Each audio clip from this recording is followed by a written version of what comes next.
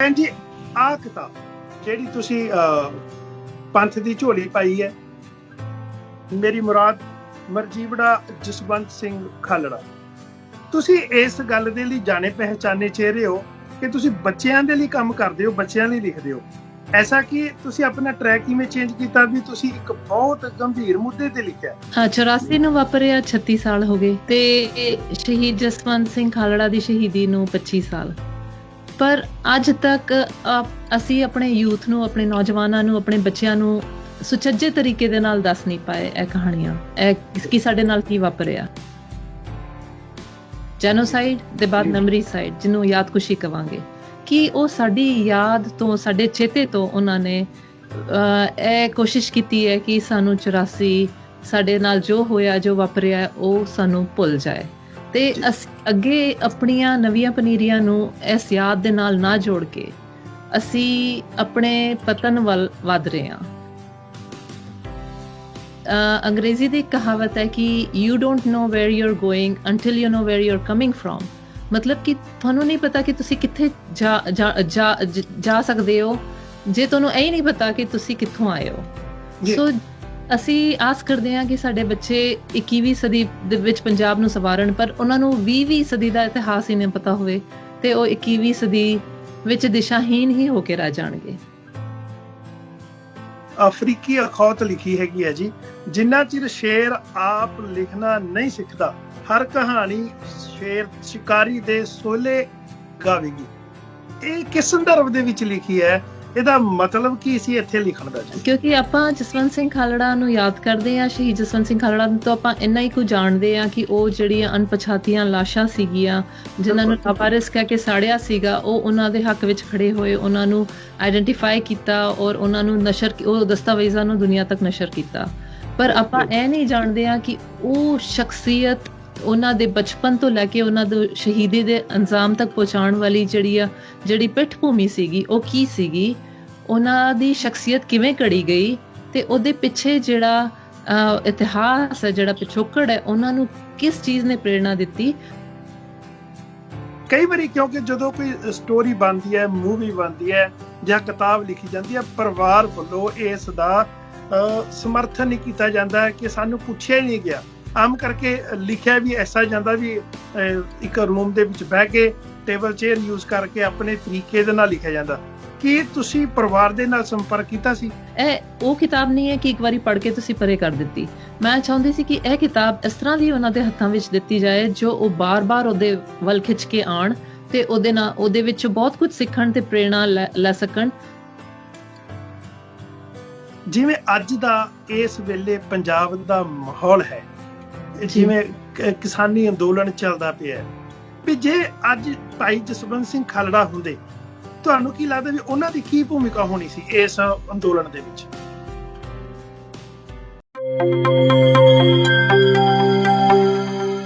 ਅਸੀਂ ਸਮੇਂ-ਸਮੇਂ ਤੋਂ ਅਲੱਗ-ਅਲੱਗ ਸ਼ਖਸੀਅਤਾਂ ਜਿਨ੍ਹਾਂ ਨੇ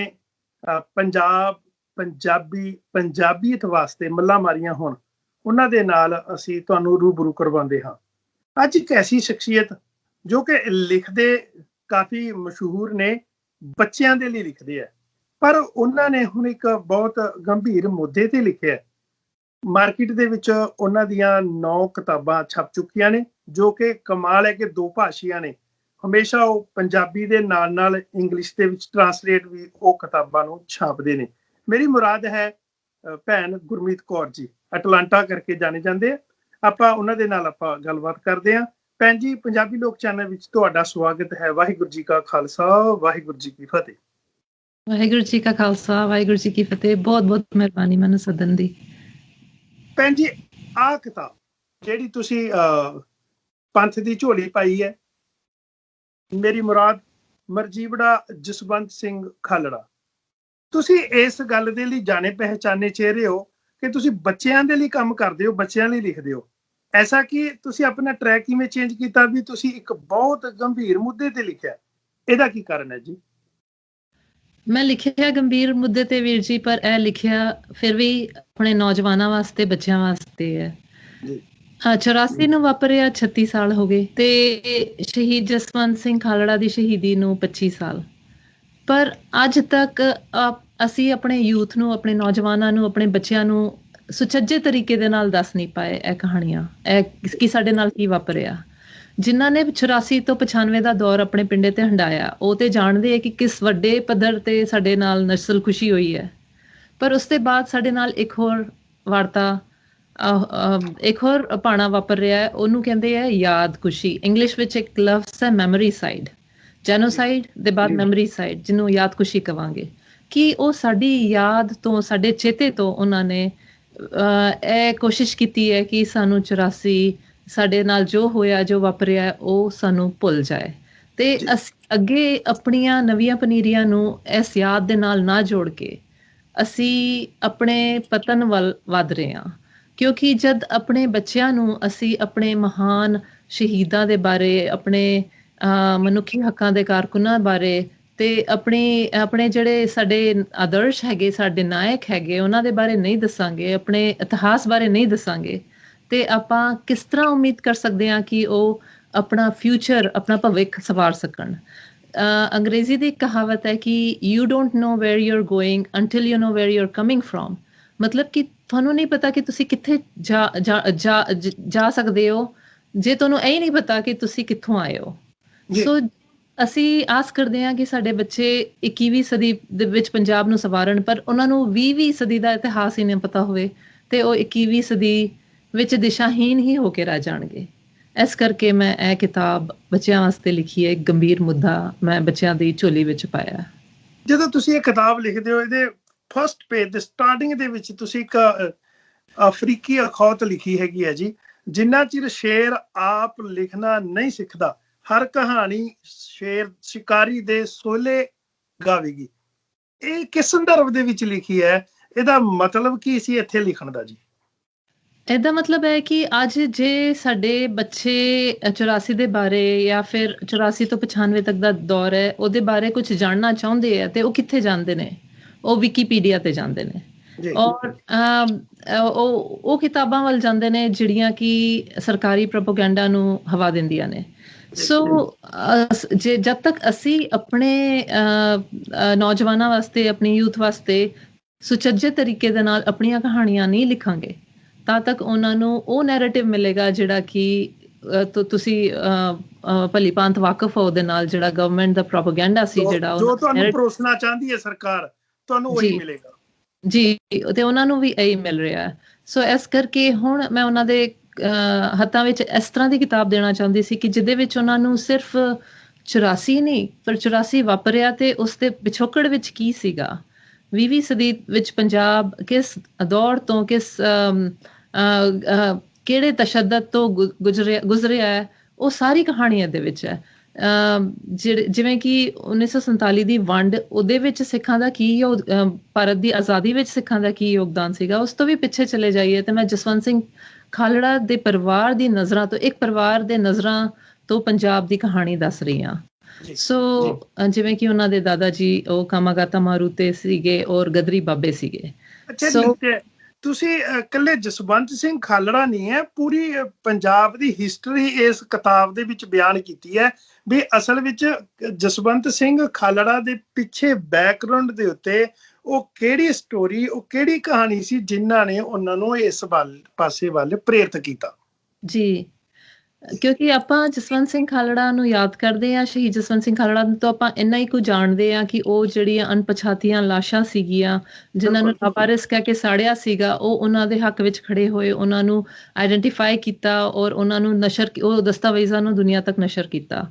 ਪਰ ਆਪਾਂ ਇਹ ਨਹੀਂ ਜਾਣਦੇ ਹਾਂ ਕਿ ਉਹ ਸ਼ਖਸੀਅਤ, ਉਹਨਾਂ ਦੇ ਬਚਪਨ ਤੋਂ ਲੈ ਕੇ ਉਹਨਾਂ ਦੇ ਸ਼ਹੀਦੀ ਦੇ ਅੰਜਾਮ ਤੱਕ ਪਹੁੰਚਾਉਣ ਵਾਲੀ ਜਿਹੜੀ ਪਿੱਠ ਭੂਮੀ ਸੀਗੀ, ਉਹ ਕੀ ਸੀਗੀ, ਉਹਨਾਂ ਦੀ ਸ਼ਖਸੀਅਤ ਕਿਵੇਂ ਘੜੀ ਗਈ, ਤੇ ਉਹਦੇ ਪਿੱਛੇ ਜਿਹੜਾ ਇਤਿਹਾਸ ਹੈ, ਜਿਹੜਾ ਪਿਛੋਕੜ ਹੈ, ਉਹਨਾਂ ਨੂੰ ਕਿਸ ਚੀਜ਼ ਨੇ ਪ੍ਰੇਰਣਾ ਦਿੱਤੀ, ਉਹ ਆਪਾਂ ਨਹੀਂ ਜਾਣਦੇ। ਤੇ ਉਹ ਮੈਂ ਉਹਨਾਂ ਦੀ ਕਹਾਣੀ ਸਾਰਿਆਂ ਤੱਕ ਲੈ ਕੇ ਆਉਣਾ ਚਾਹੁੰਦੀ। ਪਹੁੰਚਾਉਣ ਲਈ ਤੁਸੀਂ ਇਹ ਕਿਤਾਬ ਲਿਖੀ। ਜਦੋਂ ਤੁਸੀਂ ਇਹ ਕਿਤਾਬ ਲਿਖਣੀ ਆਰੰਭ ਕਰਦੇ ਹੋ, ਕੀ ਤੁਸੀਂ ਇਸ ਕਿਤਾਬ ਦੀ ਬਾਬਤ ਪਰਿਵਾਰ ਦੇ ਨਾਲ ਸੰਪਰਕ ਕੀਤਾ ਸੀ ਵੀ ਮੈਂ ਇਸ ਮਰਜੀਵੜੇ ਸ਼ਖਸੀਅਤ ਦੇ ਉੱਤੇ ਕਿਤਾਬ ਲਿਖਣਾ ਚਾਹੁੰਦੀ ਹਾਂ? ਕਈ ਵਾਰੀ ਕਿਉਂਕਿ ਜਦੋਂ ਕੋਈ ਸਟੋਰੀ ਬਣਦੀ ਹੈ, ਮੂਵੀ ਬਣਦੀ ਹੈ, ਜਾਂ ਕਿਤਾਬ ਲਿਖੀ ਜਾਂਦੀ ਹੈ, ਪਰਿਵਾਰ ਵੱਲੋਂ ਇਸ ਦਾ ਸਮਰਥਨ ਨਹੀਂ ਕੀਤਾ ਜਾਂਦਾ ਕਿ ਸਾਨੂੰ ਪੁੱਛਿਆ ਹੀ ਨਹੀਂ ਗਿਆ। ਆਮ ਕਰਕੇ ਲਿਖਿਆ ਵੀ ਐਸਾ ਜਾਂਦਾ ਵੀ ਇੱਕ ਰੂਮ ਦੇ ਵਿੱਚ ਬਹਿ ਕੇ ਟੇਬਲ ਚੇਅਰ ਯੂਜ਼ ਕਰਕੇ ਆਪਣੇ ਤਰੀਕੇ ਦੇ ਨਾਲ ਲਿਖਿਆ ਜਾਂਦਾ। ਕੀ ਤੁਸੀਂ ਪਰਿਵਾਰ ਦੇ ਨਾਲ ਸੰਪਰਕ ਕੀਤਾ ਸੀ? ਜੀ, ਇਹ ਕਿਤਾਬ ਪੂਰੀ ਉਹਨਾਂ ਦੇ ਪਰਿਵਾਰ ਦੇ ਸਹਿਯੋਗ ਨਾਲ ਹੀ ਲਿਖੀ ਗਈ ਹੈ।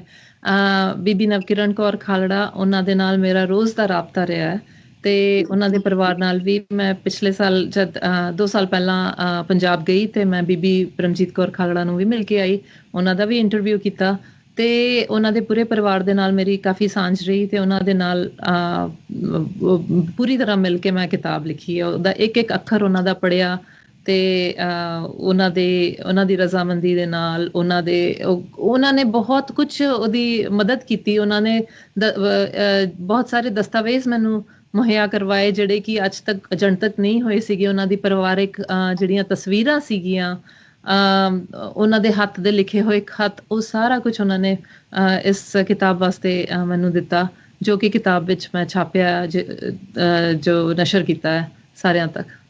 ਅਸੀਂ ਦੇਖਦੇ ਹਾਂ ਵੀ ਇਸ ਕਿਤਾਬ ਦੇ ਵਿੱਚ ਕਾਫੀ ਮਿਹਨਤ ਕੀਤੀ ਹੋਈ ਹੈ। ਤੁਸੀਂ ਸਭ ਤੋਂ ਵੱਡੀ ਮੈਂ ਦੇਖ ਰਿਹਾ ਵੀ ਜਦੋਂ ਤੁਸੀਂ ਕਿਤਾਬ ਪ੍ਰਿੰਟ ਕਰਵਾਉਂਦੇ ਹੋ, ਇਹਦਾ ਜਿਹੜਾ ਪੱਤਰੇ ਨੇ ਉਹ ਬਹੁਤ ਵਧੀਆ ਨੇ, ਤੇ ਸਭ ਤੋਂ ਵੱਡੀ ਗੱਲ ਹੈ ਤੁਸੀਂ ਇਹ ਜਿਹੜੀਆਂ ਚਿੱਤਰ ਛਾਪੇ ਨੇ ਇਹ ਕਿਸੇ ਖਾਸ ਲੱਗਦਾ ਵੀ ਬਹੁਤ ਮਿਹਨਤ ਕਰਵਾਈ ਲੱਗਦੀ ਹੈ। ਇਹਦੇ ਬਾਬਤ ਦੱਸੋਗੇ ਕੁਝ ਜੀ? ਇਹ ਜਿਹੜੇ ਚਿੱਤਰ ਛਾਪੇ ਨੇ ਬਹੁਤ ਸੋਹਣੇ ਕਲਰ ਯੂਜ਼ ਕੀਤੇ ਗਏ ਨੇ, ਇਹਦੇ ਬਾਬਤ ਕੀ ਸਟੋਰੀ ਹੈ ਜੀ?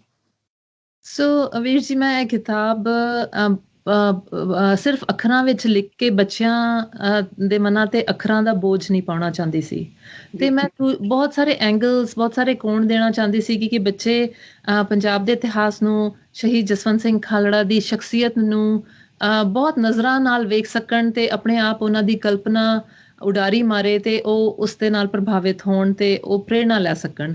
ਸੋ ਇਹ ਕਿਤਾਬ ਨੂੰ, ਜਿਵੇਂ ਕਿ ਰਾਜਵਿੰਦਰ ਸਿੰਘ ਬੈਸ ਐਡਵੋਕੇਟ ਹੈਗੇ, ਉਹਨਾਂ ਨੇ ਇਸ ਕਿਤਾਬ ਦੇ ਪਿੱਛੇ ਇਹਦਾ ਜਿਹੜਾ ਰਿਵਿਊ ਲਿਖਿਆ ਉਹਦੇ ਵਿੱਚ ਇਹ ਲਿਖਿਆ ਕਿ ਉਹਨਾਂ ਨੇ ਕਿਹਾ ਹੈ ਕਿ ਇਹ ਕਿਤਾਬ ਸਿਰਫ ਕਿਤਾਬ ਹੀ ਨਹੀਂ, ਇੱਕ ਜਿਉਂਦਾ ਜਾਗਦਾ ਮਿਊਜ਼ੀਅਮ ਹੈ ਜਿਹੜਾ ਕਿ ਜਸਵੰਤ ਸਿੰਘ ਖਾਲੜਾ ਨੂੰ ਸਾਡੇ ਅੱਗੇ ਸਾਕਸ਼ਾਤ ਖੜਾ ਕਰ ਦਿੰਦਾ ਹੈ। ਤੇ ਉਹ ਇਸ ਕਰਕੇ ਬਹੁਤ ਸੋਹਣੇ ਤਰੀਕੇ ਦੇ ਨਾਲ ਕਿ ਬੱਚੇ ਖਿੱਚਣ ਇਸ ਕਿਤਾਬ ਦੇ ਨਾਲ। ਇਹ ਉਹ ਕਿਤਾਬ ਨਹੀਂ ਹੈ ਕਿ ਇੱਕ ਵਾਰੀ ਪੜ੍ਹ ਕੇ ਤੁਸੀਂ ਪਰੇ ਕਰ ਦਿੱਤੀ। ਮੈਂ ਚਾਹੁੰਦੀ ਸੀ ਕਿ ਇਹ ਕਿਤਾਬ ਇਸ ਤਰ੍ਹਾਂ ਦੀ ਉਹਨਾਂ ਦੇ ਹੱਥਾਂ ਵਿੱਚ ਦਿੱਤੀ ਜਾਏ ਜੋ ਉਹ ਬਾਰ-ਬਾਰ ਉਹਦੇ ਵੱਲ ਖਿੱਚ ਕੇ ਆਉਣ ਤੇ ਉਹਦੇ ਵਿੱਚ ਬਹੁਤ ਕੁਝ ਸਿੱਖਣ ਤੇ ਪ੍ਰੇਰਣਾ ਲੈ ਸਕਣ ਤੇ ਅੱਗੇ ਆਪਣੀ ਖੋਜ ਆਪ ਕਰ ਸਕਣ। ਸੋ ਜੋ ਤੁਸੀਂ ਉਹਨਾਂ ਦੀ ਤਸਵੀਰਾਂ ਦੀ ਗੱਲ ਕੀਤੀ, ਇੱਕ ਅਮਨਦੀਪ ਸਿੰਘ ਇਨਕੁਇਜ਼ਿਟਿਵ ਜੋ ਬਹੁਤ ਫੇਮਸ ਆਰਟਿਸਟ ਨੇ, ਉਹਨਾਂ ਦੇ ਕੋਲ ਕਰਵਾਈ ਹੈ ਤੇ ਤੁਸੀਂ ਦੇਖੋਗੇ ਕਿ ਉਹ ਇੱਕ ਤਸਵੀਰ ਦੇ ਹਜ਼ਾਰਾਂ ਡਾਲਰਸ ਵਿੱਚ ਕਮਿਸ਼ਨ ਕਰਾਉਂਦੇ ਲੋਕ ਉਹਨਾਂ ਦੇ ਕੋਲ ਇੱਕ ਤਸਵੀਰ। ਅਸੀਂ ਕਿਤਾਬ ਵਿੱਚ 45 ਕਮਿਸ਼ਨਡ ਇਲਸਟ੍ਰੇਸ਼ਨਸ ਚਿੱਤਰ ਪਵਾਏ ਨੇ ਔਰ ਇੱਕ ਚਿੱਤਰ ਆਪਣੀ ਕਹਾਣੀ, ਇੱਕ ਤਸਵੀਰ ਇੱਕ ਕਹਾਣੀ ਬੋਲਦੀ ਹੈ। ਉਹ ਮੂੰਹ ਬੋਲਦੀ ਤਸਵੀਰ ਹੈ ਜੀ। ਜੀ ਸੋ ਬਹੁਤ ਮਿਹਨਤ ਕੀਤੀ ਇਸ ਕਿਤਾਬ ਵਿੱਚ। ਸਿਰਫ ਇਲਸਟ੍ਰੇਸ਼ਨਸ ਹੀ ਨਹੀਂ ਨੇ, ਇਹਦੇ ਵਿੱਚ ਨਕਸ਼ੇ ਨੇ, ਇਹਦੇ ਵਿੱਚ ਪੰਜਾਬ ਦੀ ਪੁਰਾਣੀਆਂ ਜਿਹੜੀਆਂ ਤਸਵੀਰਾਂ ਨੇ, ਪਰਿਵਾਰਕ ਤਸਵੀਰਾਂ ਨੇ, ਜਿਹੜੀਆਂ ਉਸ ਵੇਲੇ ਦੀ ਨਿਊਜ਼ਪੇਪਰਸ ਕਲਿੱਪਿੰਗ ਸੀ, ਕਤਰਨਾ ਸੀ ਹਨ, ਉਹ ਪ੍ਰੋਵਾਈਡ ਕੀਤੀਆਂ ਗਈਆਂ ਨੇ। ਤੇ ਕਾਫੀ ਐਂਗਲਸ ਤੋਂ ਬੱਚੇ ਇਸ ਹਿਸਟਰੀ, ਇਸ ਇਤਿਹਾਸ ਨੂੰ ਸਟੱਡੀ ਕਰ ਸਕਦੇ ਨੇ ਤੇ ਇਹਦੇ ਤੋਂ ਸੇਧ ਲੈ ਸਕਦੇ ਨੇ। ਸਾਡੇ ਦਰਸ਼ਕਾਂ ਲਈ ਦੱਸੋਗੇ ਵੀ ਇਸ ਵਿੱਚੋਂ ਉਹ ਐਸਾ ਕਿਹੜਾ ਪੱਖ ਹੈ ਕਿ ਜਿਹੜਾ ਤੁਸੀਂ ਆਪ ਸੋਚਦੇ ਹੋ ਵੀ ਮੈਂ ਕਾਫੀ ਕੁਝ ਜਾਣਦੇ ਸੀ ਜਸਵੰਤ ਸਿੰਘ ਖਾਲੜਾ ਬਾਰੇ, ਕਿਤਾਬ ਲਿਖਣੀ ਵੀ ਸਟਾਰਟ ਕੀਤੀ, ਪਰ ਤੁਹਾਨੂੰ ਬਾਅਦ ਦੇ ਵਿੱਚ ਲੱਗਿਆ ਵੀ ਜਿਹਨੇ ਵਾਕਈ ਤੁਹਾਨੂੰ ਬਹੁਤ ਪ੍ਰਭਾਵਿਤ ਕੀਤਾ ਹੋਵੇ ਵੀ ਮੈਂ ਜੇ ਇਹ ਕਿਤਾਬ ਨਾ ਲਿਖਦੀ ਸ਼ਾਇਦ ਮੈਨੂੰ ਵੀ ਨਾ ਪਤਾ ਹੋਣਾ ਸੀ?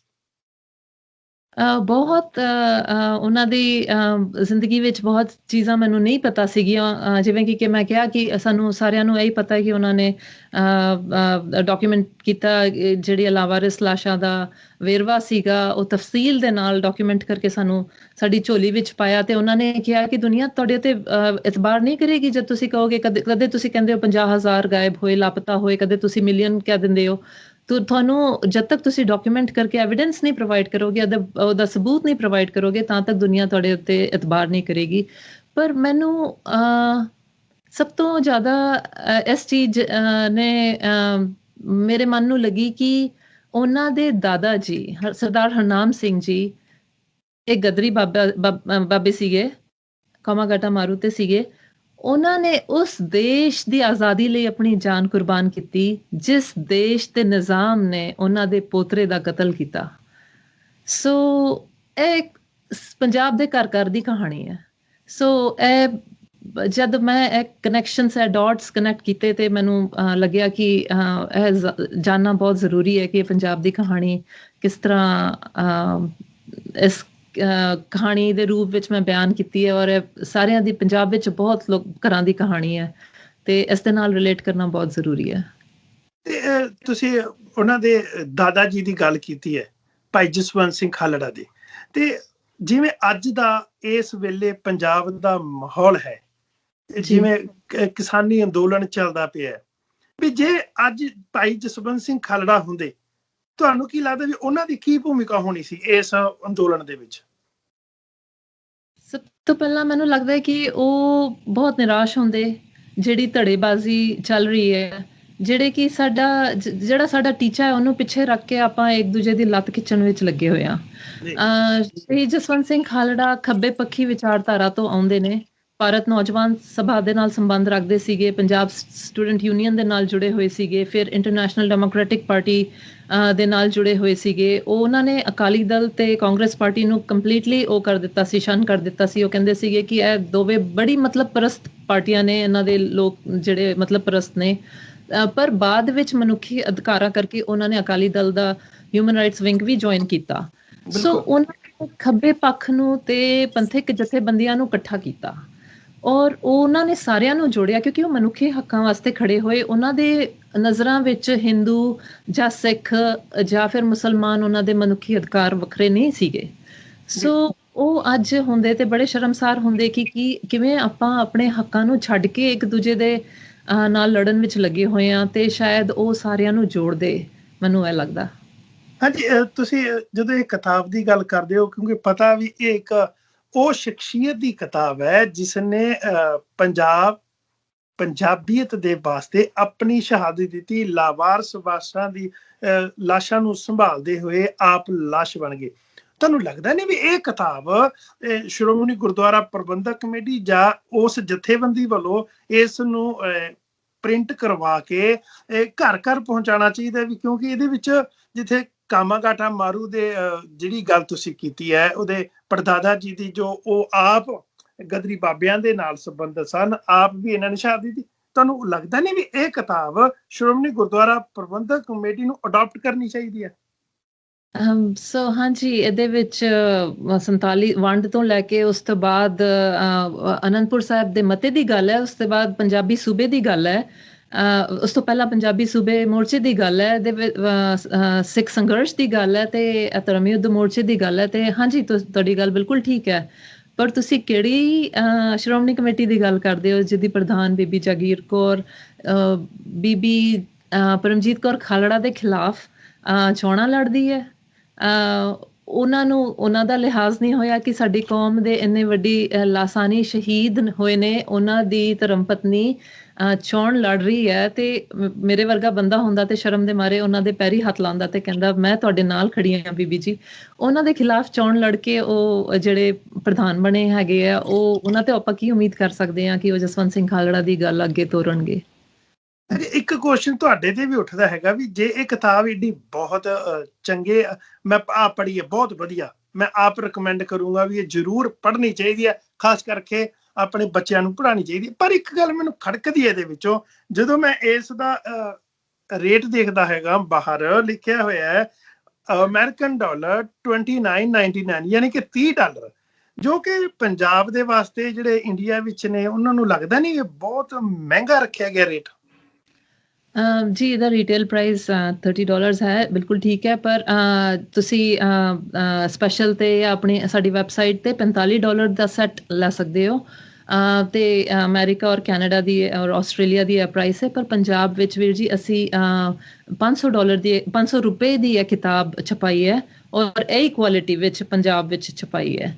ਔਰ ਜਦ ਤੁਸੀਂ ਉਹਨੂੰ ਤੁਸੀਂ 1 ਜਾਂ 2 ਡੱਬੇ ਖਰੀਦਦੇ ਹੋ ਤੇ ਅਸੀਂ 50% ਆਫ ਤੇ ਦਿੰਦੇ ਆ ਤੁਹਾਨੂੰ। ਸੋ $250 ਦੀ ਤੁਹਾਨੂੰ ਕਿਤਾਬ, ਅਸੀਂ ਚਾਹੁੰਦੇ ਹਾਂ ਕਿ ਬਹੁਤ ਲੋਕੀ ਕਿਤਾਬਾਂ ਖਰੀਦਣ ਤੇ ਅੱਗੇ ਤੋਰਨ, ਤੇ ਇਹ ਬਹੁਤ ਵਾਜਿਬ ਕੀਮਤ ਤੇ ਰੱਖੀ ਹੈ।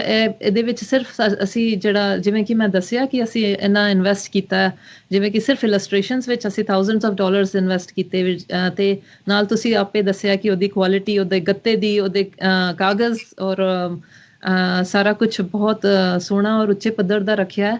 ਤੇ ਅਸੀਂ ਚਾਹੁੰਦੇ ਹਾਂ ਕਿ ਇਹ ਕਿਤਾਬ ਜਿਹੜੀ ਹੈ ਉਹ ਹਮੇਸ਼ਾ ਵਾਸਤੇ ਸਾਂਭ ਕੇ ਰੱਖੀ ਜਾਣ ਵਾਲੀ ਕਿਤਾਬ ਹੋਵੇ, ਤੇ ਇਸ ਕਰਕੇ ਇਹਦੇ ਵਿੱਚ ਲਾਗਤ ਬਹੁਤ ਜ਼ਿਆਦਾ ਆਈ ਹੈ।